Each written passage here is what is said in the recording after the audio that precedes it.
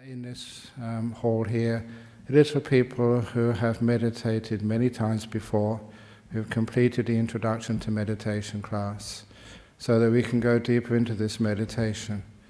So if you come here for the first time, the introduction to meditation class, the introduction class is in the room to my right over there. The introduction class. This is the ongoing class. There's always two classes here every Saturday.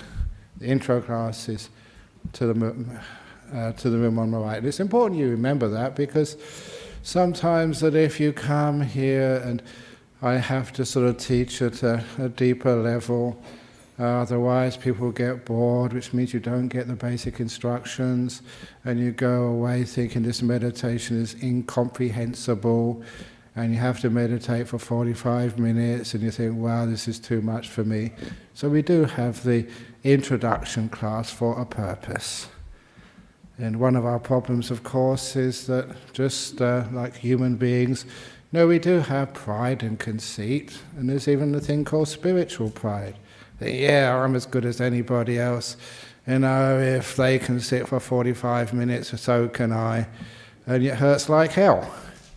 And in fact, that whole idea of like pride and trying to achieve things and try and be as good as other people is one of the great hindrances to your meditation. We don't judge each other after meditation. That's just against the whole purpose of meditation. The whole purpose of meditation is not trying to achieve things. It's trying to be free of all of those ideas of being better or being worse or being the same. We're transcending that and learning just how to be in this moment as we are, what we are, without any judging. And in fact, it's a judging mind creates all of our problems in meditation. As soon as you have a judging mind when you meditate, you think, this is not peaceful enough. I need to be more peaceful. Or I am stupid. I should cut that out. I am thinking, and thinking is bad. That sort of judgment will just make you more tense.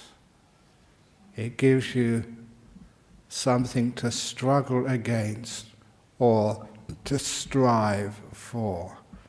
In other words, the struggle against, you have to push against something, striving for, to pull yourself somewhere. That's another word for stress.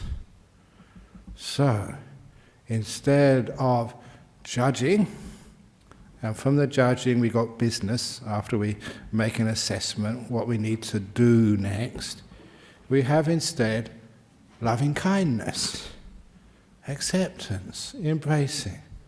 The door of my heart is open to this moment, even if I'm fast asleep, even if my mind is all over the place.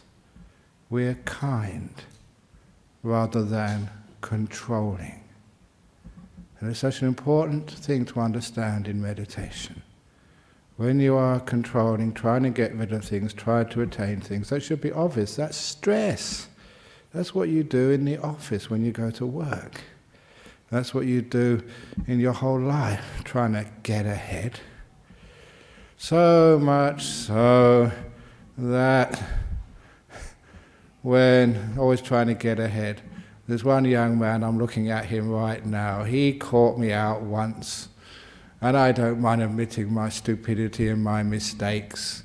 I was carrying a bundle of documents going into the office just before this meditation class, and he shouted out at me, "How are you today, Ajahn Brahm?" And with great stupidity I replied, "I'm getting there." And with great wisdom he responded, "Exactly where is it that you are getting?" You caught me out. So nowadays, when people say, "How are you, Ajahn Brahm?" I never say, "I'm getting there." I'm saying, "I'm being here." Which is totally different. So in meditation, stop trying to get somewhere. Because when I thought about, where am I actually getting? Yeah, okay, I'll do that photocopying, I'll file those things, and I have something else to do. The only place I'm getting to is my coffin. So anyone ever asks you, where you're getting to, that's the answer. I'm going to my coffin. It's maybe a long journey, a short journey, with all sorts of interesting stupidity in between, but that's the only destination which we go to. So before we get there, why don't we be here instead of going places? So to be here, we don't judge. We don't say, this isn't good enough, I want something more. That's part of pride, always wanting to be better, to improve. Meditation, no spiritual pride. Wanting to be here. This is good enough. The door of my heart is open to this moment. I'm just going to be here. And I'm going to be happy to be here. And it is a lot of happiness just to be here. I do a lot of work. It's not an easy life being a monk. Very lots of responsibilities and duties. I just came back from Canberra on Monday, Tuesday, Wednesdays over there. Next Monday going to Hong Kong. Oh, I work harder than... No, I'm not going to say that. I'll get in trouble. But I take many opportunities when you're not traveling just to be here. This is the place where I love to be, right here, right now. And sometimes, is it hot today? Are you hot? Are you cold? Are you too tired? Is the cushion too hard? Do you want the cushion to be sort of massaged to get nice and soft for you? Look, there's no end to improving things. The only end is in accepting things. That's one of my master Ajahn Chah's sayings, that he wanted to end things. He liked endings, completions, not beginnings. When the work is done, like you probably enjoy Friday afternoon, if you do 5 days a week, you enjoy endings. So how can you end? By just saying that this is good enough. And the classic story, if you haven't heard this, how to find some peace in meditation or in your life, even though there's still more stuff to be completed. That was a story of a monk in South Thailand maybe 40 years ago, building a big hall. And it came to the meditation retreat, the 3-month retreat. And he sent all the builders home. Go. It's meditation, 3 months. So, don't want any noise. So this hall was half finished. And a few days later, this person came to visit and asked the obvious question, when is your hall going to be finished? And the monk said, it is finished. At which the man said, are you crazy? There's no roof above the building. There's no glass in the windows. There's cement bags and rubbish all over the place. What on earth do you mean that the building is finished? At which the monk said, sir, what's done is finished. And he went off to meditate. And that really hit me hard. That's how I meditate. There's lots of stuff which still needs to be done.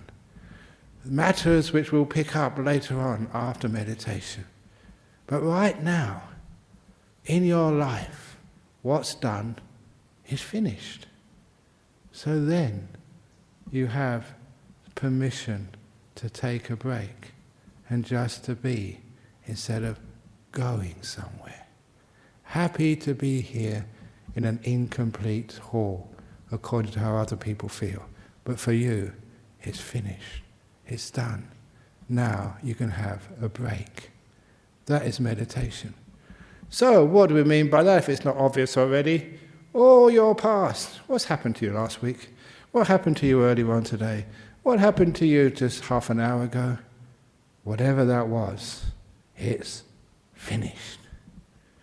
So you can have a break. You don't need to think about it and keep ringing it up and keep opening up your computer. That's your brain. It's finished. And of course, what hasn't happened yet, who knows? Later on we have an AGM at 5 o'clock. Who knows? We may not even get there. It may be some meteor in outer space is on its way. The 0 point is going to be Nolamara. We're all going to be wiped out at 5 minutes to 5, Mr. President. So you don't have to worry about anything.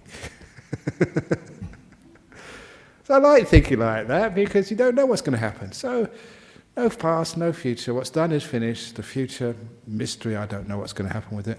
So we don't even worry about it. And that is how to meditate. You don't get anywhere.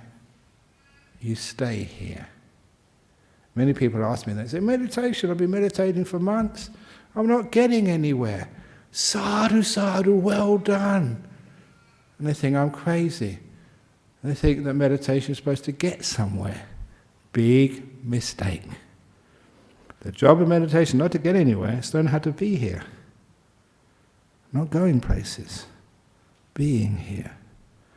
Because once you be here, instead of going places, once you don't judge, then you find things happen.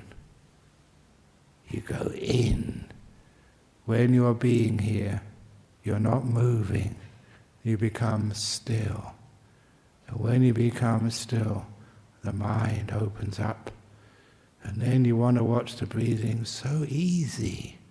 You're not going anywhere. You're not doing anything. There's no business.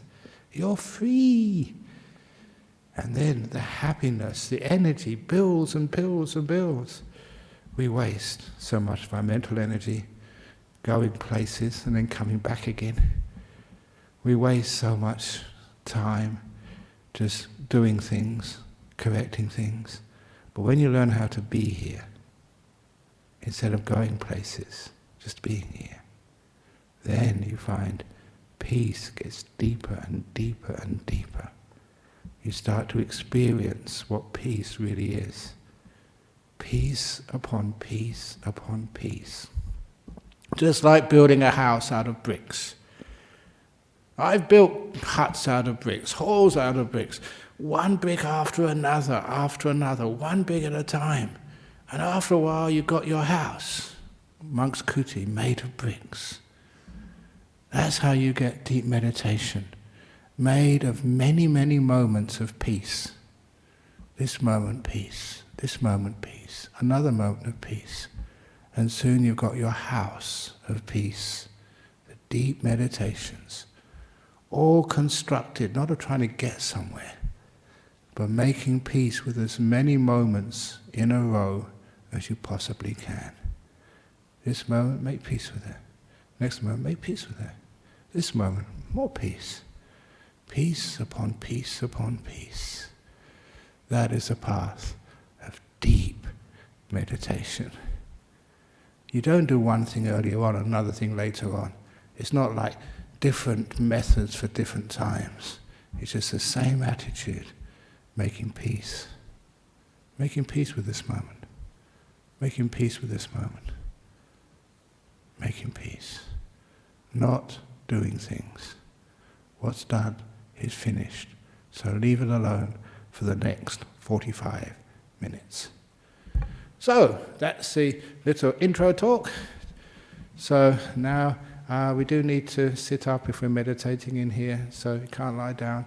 If you want to lean against the wall somewhere, so that's why you need to be able to meditate for 45 minutes. So intro is in the room next there. If you want to lean against something, that's fine, but you've got to be sitting up. Okie dokie. So here we go. So 45 minutes meditation, and then afterwards we'll have a few Q&As. So closing your eyes.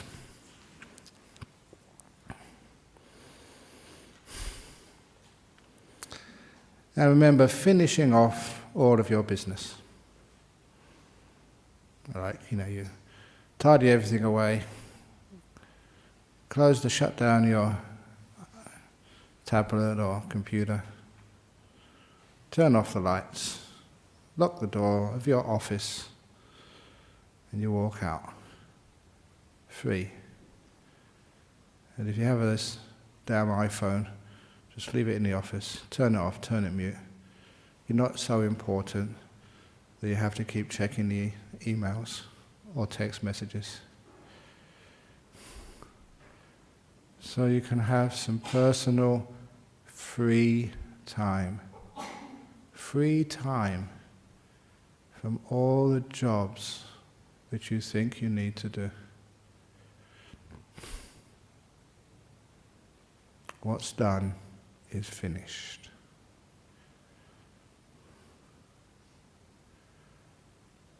So instead, we've got something as simple as the comfort of our own body. You're going to meditate for 45 minutes, you better get in a decent posture to begin with.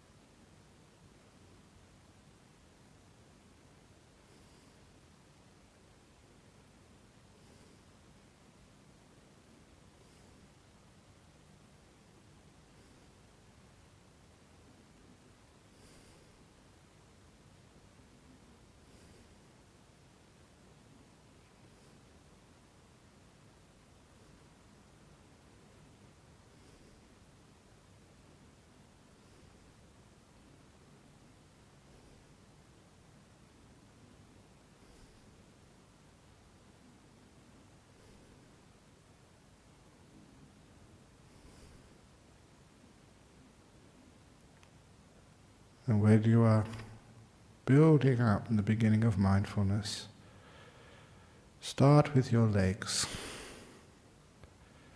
How comfortable are your legs? You choose to point your mindfulness, your awareness, to one part of your body, your thighs, knees, calves, ankles and feet, really becoming aware of them, to check that they are truly comfortable. If you're just sitting for a few seconds, it doesn't matter. But to be still, physically still for 45 minutes, you have to be in a very good posture. Otherwise you get aches and pains, numbness, which will disturb the meditation. Do you need to move? If so, do so. Don't take it for granted. I often move, and I'm going to move now at the beginning of the meditation, to adjust my legs to a better posture.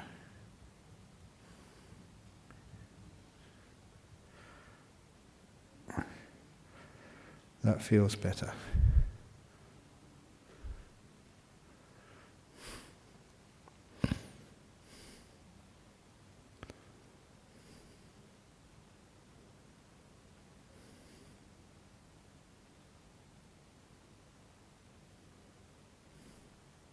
I keep my awareness on my legs.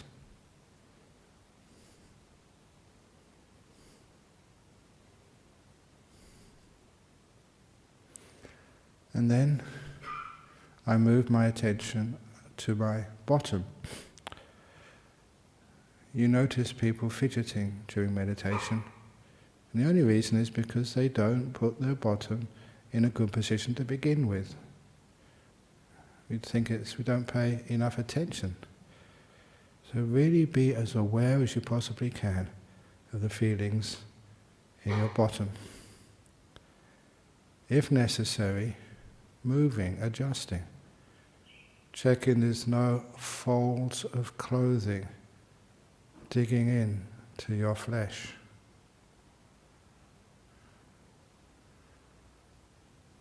And don't rush. Be patient. This is not just for physical comfort. It's training the mind to be aware of the feelings in your bottom and later elsewhere. And also not rushing, slowing down.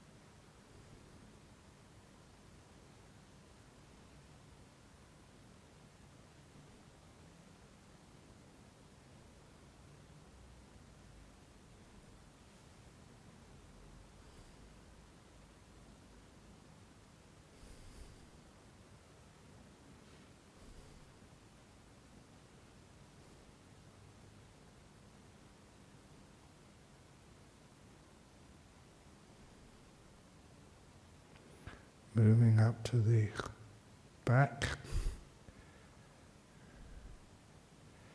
making sure your back has got no stress, no strain on it.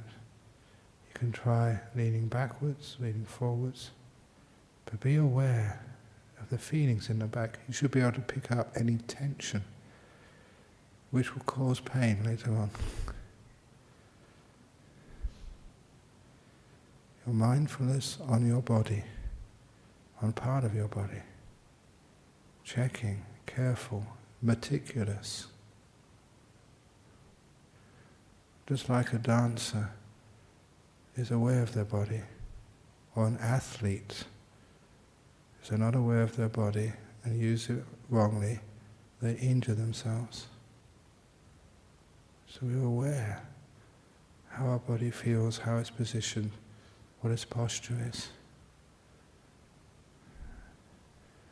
And when it's comfortable, when it's good, only then can you move on. Move on to your hands and the connected arms. How do they feel? Feel them as fully as you can. Sensations, tingling heat in your fingers. The sensations in your arms. And ask, is this position able to be sustained for another 40 minutes? If not, move it now.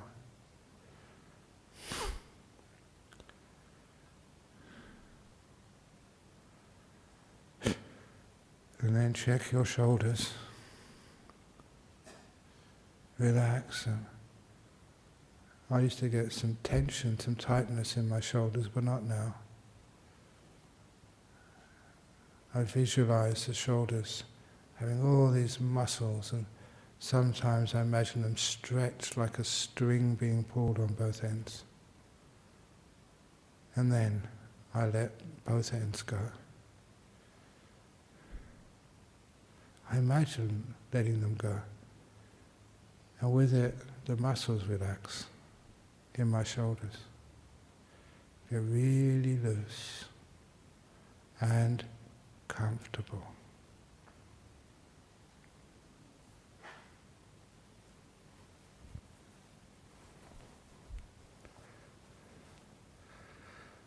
And then check my head. Not too far forward, not too far back, not leaning to the left or the right, just nicely balanced. Getting neck pain is a lot of torture. It's only because we're unaware of how we hold our head.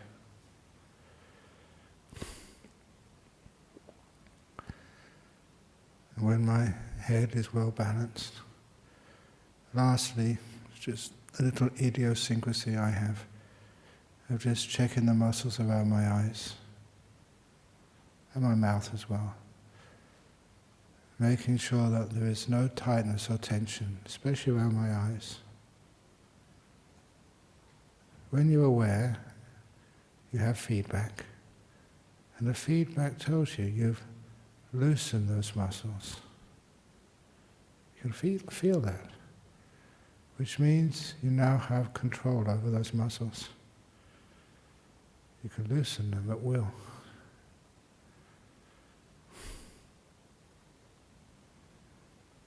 Which means you're letting go.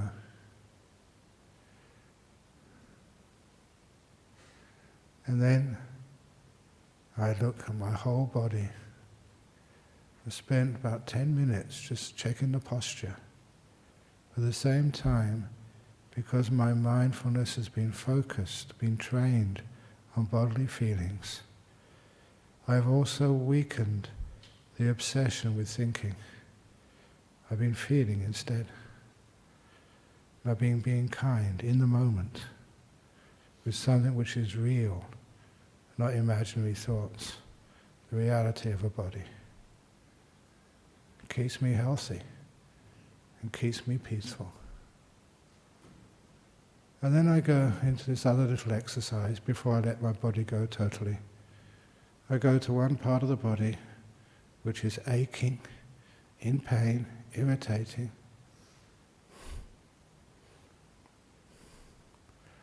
And I zoom in on it, otherwise known as focusing, zooming in, until all that's in my field of attention is that irritating or achy feeling.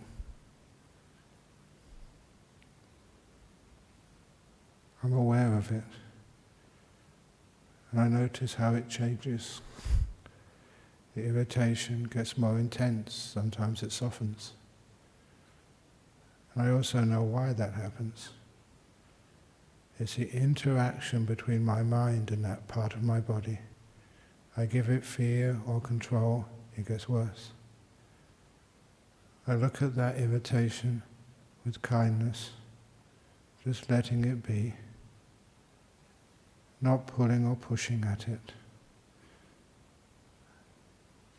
And it gets less intense. From the mindfulness and the feedback, that's where you get wisdom, learning how to relax your own body.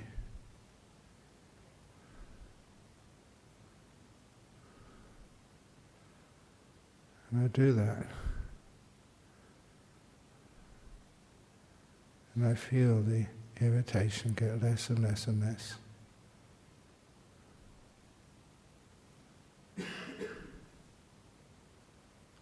This is how I recommend to help with cancers. Irritable bowel syndrome. Any aches or pains anywhere.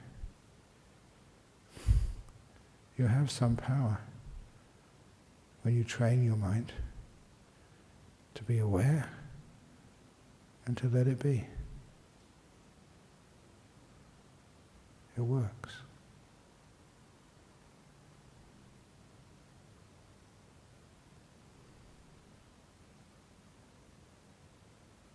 And I relax my body to the max.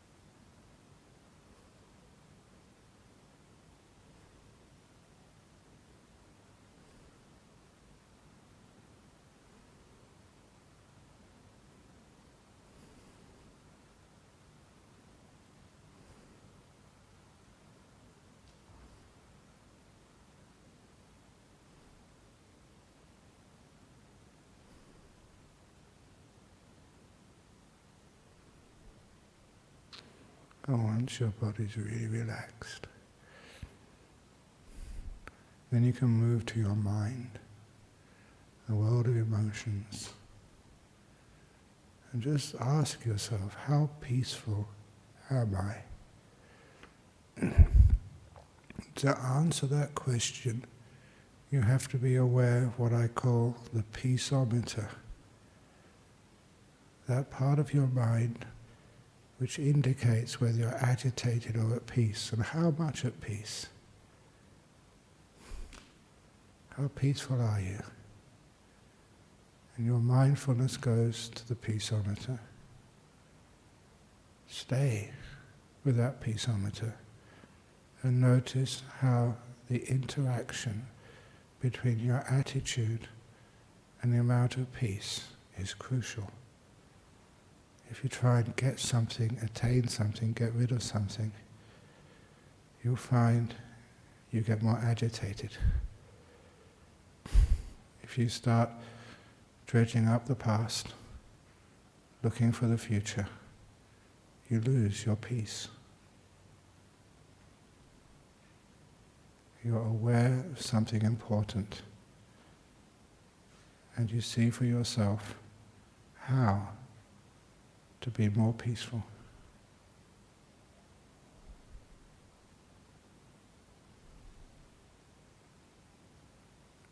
No past, no future. What's done is finished.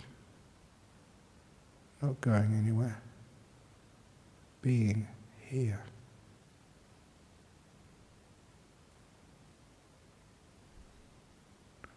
Just being here.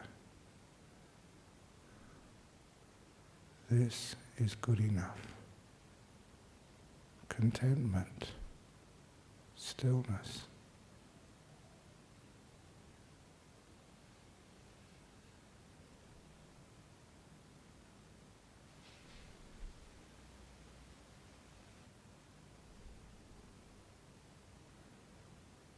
For me, it happens naturally. You can be aware of your breathing. Know your breath as it goes in. Know it as it goes out. The only thing left which is moving when you're peaceful.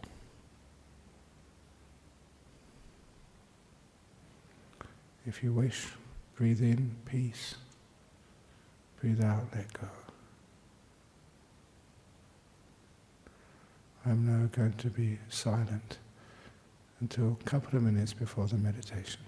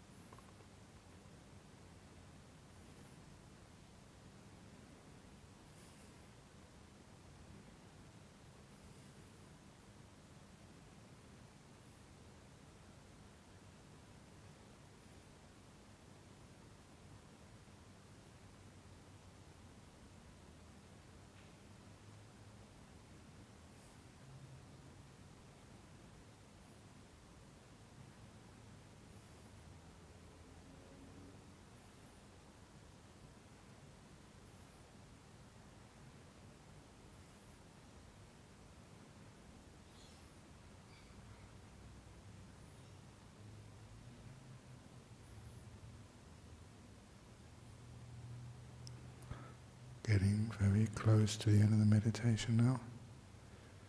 How do you feel? How much of a break have you had?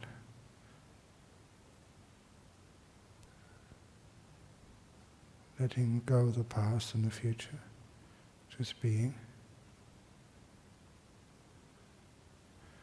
The more that you follow instructions, the more you train yourself to let go, the more peaceful, the more refreshed, the deeper you understand meditation.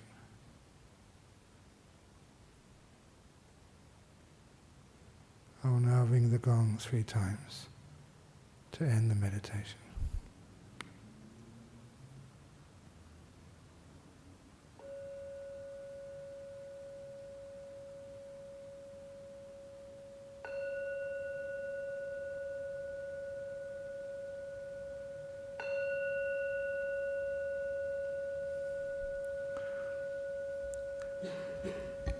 There we go. Okay, we've got some questions here from overseas. Oh, okay. We have one from Denmark. I trust that's Denmark in Europe, not Denmark next to Albany. From California and from Santa Barbara. It's from Denmark. Due to traumas, I seem to be lost in anxiety. I meditate and try to accept, but can't seem to keep up the courage and happiness. What directions can I make use of?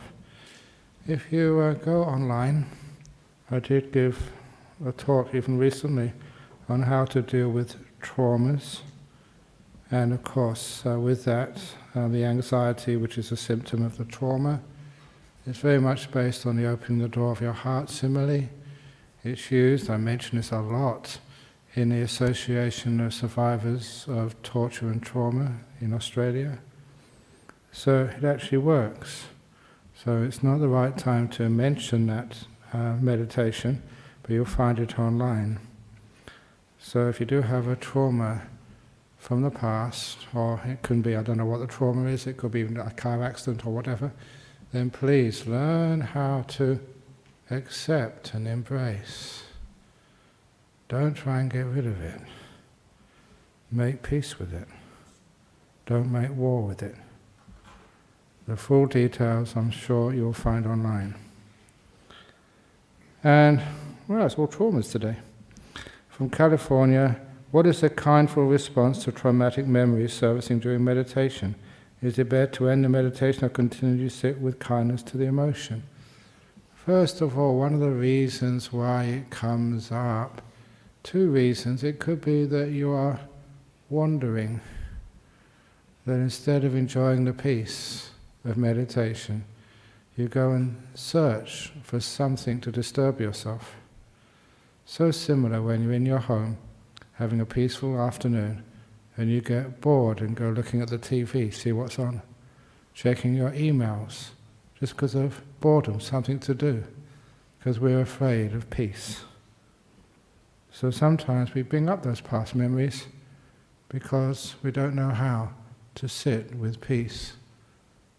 We're bored, discomforted. So which is one of the reasons why, if you do have some peace in meditation, please learn how to develop the joy and the delight of peacefulness. It's so beautiful, so wonderful, having a great time. So you don't need to disturb yourself and look for something else. You appreciate and value silence. Then you don't disturb it. But it can also be that there has been repressed stuff you push down, and now your mind thinks it's a time to deal with it. If that's the case, just let it come up. But as I said last night in the talk I gave on entanglement, don't get entangled in the past. Look at it, this is not me, it's a person a long time ago, and you just look upon it as if you're looking at a distance. So you can, just like I said with the simile last night of climbing up the pyramid in the middle of the jungle, so you're above the tree line, you can look down upon that experience without being enmeshed and entangled in it. That gives you great perspective, enables you to let go more. So those two types of responses. First of all, check. Make sure that you're not dragging up these memories because you don't know how to deal with peace and stillness, because you don't know how to appreciate and delight in peace. Always trying to do something instead of do nothing. I always mention this on the weekends. It's weekend. Enjoy. Don't have a plan of what I'm supposed to do. I'm going to do this, then I'm going to do that, then I'm going to do this, then I'm going to read a book, then I'm going to mow the lawn, then I'm going to... For goodness sake, that's how you live all week when you go to work. Learn how to relax. Learn how to do nothing and appreciate the great art and skill of doing nothing. And then when you can appreciate nothing, then these thoughts come in before they really grab you. Say, oh no, not now. I'm enjoying myself. And the other thing it can be that it is something which has been suppressed.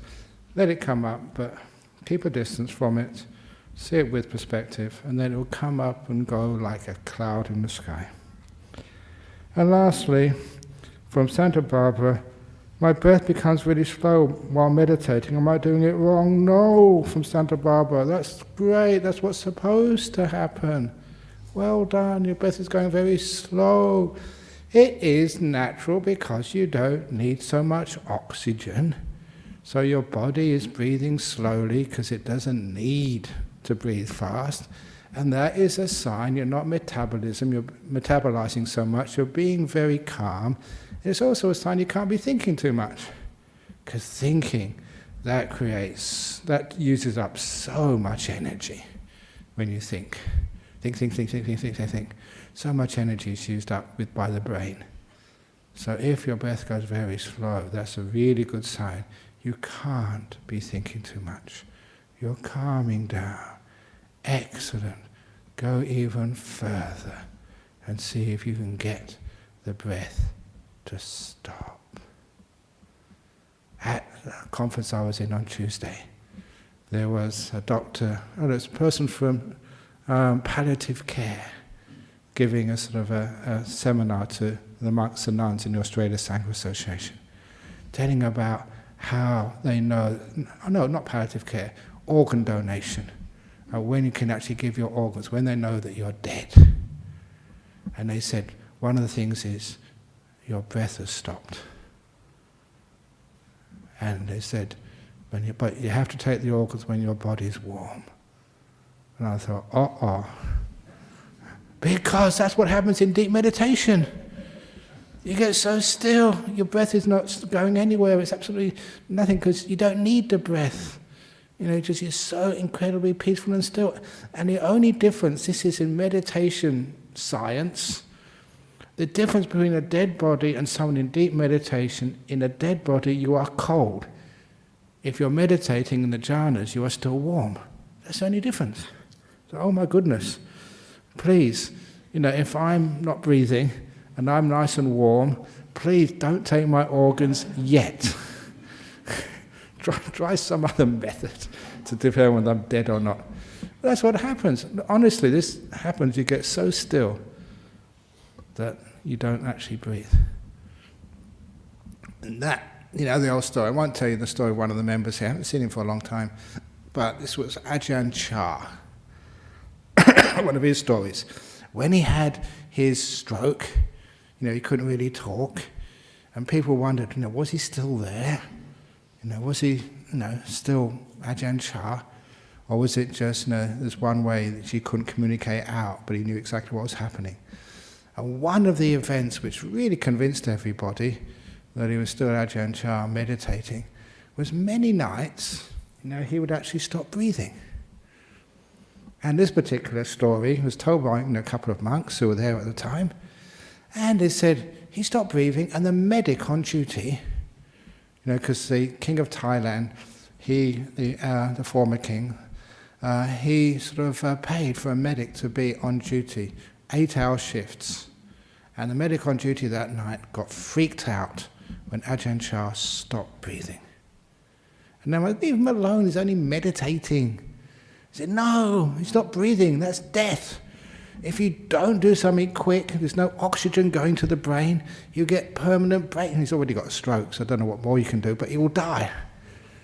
And so freaking out, and it's very hard for monks to explain to doctors, what's really happening. And this was like a very highly trained medic, and he was paranoid. You get in trouble with the king of Thailand if you let Ajahn Chah die. So they came to this wonderful compromise. It was very interesting. He wasn't breathing for a couple of hours. So the medic would take blood samples every few minutes to make sure the blood was well oxygenated. You can see that now. It looks red or something, the hemoglobin is there or whatever, but very easy to detect there's enough oxygen there. Every few minutes he would check the blood sample. And it was always well oxygenated. So he thought, well, if there's oxygen in the blood, you can't have any brain damage. How that oxygen was getting into the blood, he couldn't figure out. But at least there was oxygen there all the time. And the blood was circulating. The blood hadn't stopped. It was circulating, and there was plenty of oxygen in it. So they let him just stay like that, because wouldn't be any brain damage or organ damage. Enough oxygen there. When an organ needed it, it was there, but just let it pass through because it didn't need it. So that's what happens. It wasn't breathing at all. Still warm. So please, if it's one of the meditators, regular at Dhammaloka, or especially one of the monks or nuns, please don't take the organs yet. Otherwise I might come out of my meditation, I've only got one eye left, and my kidney's already gone. Hey, put it back again. So anyway, that was it's very rare that happens, but it's a bit of fun and games. Okay, so those are questions from overseas. That comes really slow. Excellent. Don't be afraid. It's supposed to happen. But it's really good you ask those questions, because there's a lot of times when people don't understand the process of meditation, something happens, and it's really good stuff. But, people get scared because they haven't heard it before. Like, an ordinary person in Singapore years ago, he said, I was meditating, I couldn't feel my hands anymore. That's what's supposed to happen. Your body's supposed to disappear. Well done. But, he freaked out and he stopped. He came out of meditation because he thought that was weird. He didn't understand that's what's supposed to happen. Body vanishes. And if you're anywhere near my age, when your body vanishes, it's so beautiful. No aches, no itchy nose, no sore bum, nothing. Bye-bye body for a while. So, if it starts to disappear, go for it. Brilliant. So don't be afraid. So thank you for asking those questions. So any questions from the members here? Okay, so I will finish now. And there's a reason for that. It's because in 45 minutes, we're going to have the exciting, the amazing, the annual general meeting of our Buddhist Society of Western Australia. So it gives you an opportunity to find out what we've been doing the last 12 months, to ask any questions, and actually to, for those of you who don't know what goes on, you can find out. We are very open, ask any questions, very transparent, there's no hidden agendas anywhere, so you can come and see. You all know me, you can ask any questions, but they can ask our committee as well, and find out who the committee is who's been running this place for your benefit for the last 12 months. That's going to happen at 5 o'clock. So you can have a cup of tea, those of you who want to stick around for the AGM, 5 o'clock. So let's now pay respects to Buddha Dhamma Sangha.